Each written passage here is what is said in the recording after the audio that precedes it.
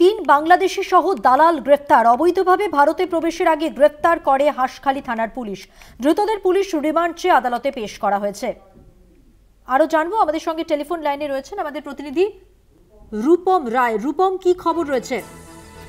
দেখো মধুবন্তী, যেটা খবর যে এই যে বাংলাদেশের অনুপ্রবেশকারী, অবৈধভাবে অনুপ্রবেশকারী, এদের বিরুদ্ধে কিন্তু লাগাতার অভিযান চালাচ্ছে রানাঘাট পুলিশ জেলা। ঠিক সেরকমই আজ সকালে গোপন সূত্রে খবর পেয়ে হাঁসখালি থানার পুলিশ তিনজন বাংলাদেশি সহ একজন দালালকে গ্রেপ্তার করেছে। এই তিনজন বাংলাদেশির মধ্যে একজন মহিলা রয়েছে, তারা অনুপ্রবেশ করেছে বেআইনিভাবে, এমনটাই পুলিশের কাছে খবর ছিল এবং তারপরে বিশেষ অভিযান চালায় হাঁসখালি থানার পুলিশ এবং এই তিনজনকে গ্রেপ্তার করা হয় হাঁসখালি থানা এলাকা থেকে।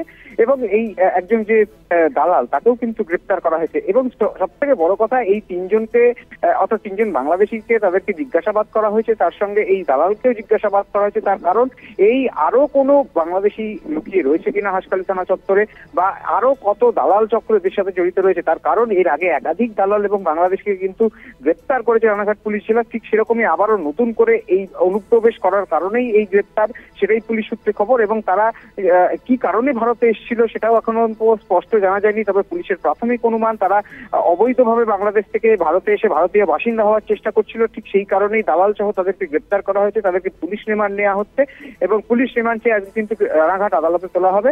এবং তারপরেই তাদের কাছ থেকে জিজ্ঞাসাবাদ করে পুলিশ আরো এর ভেতরে কারা রয়েছে এবং কত চক্র এর পেছনে কাজ করছে তা খতিয়ে দেখবে।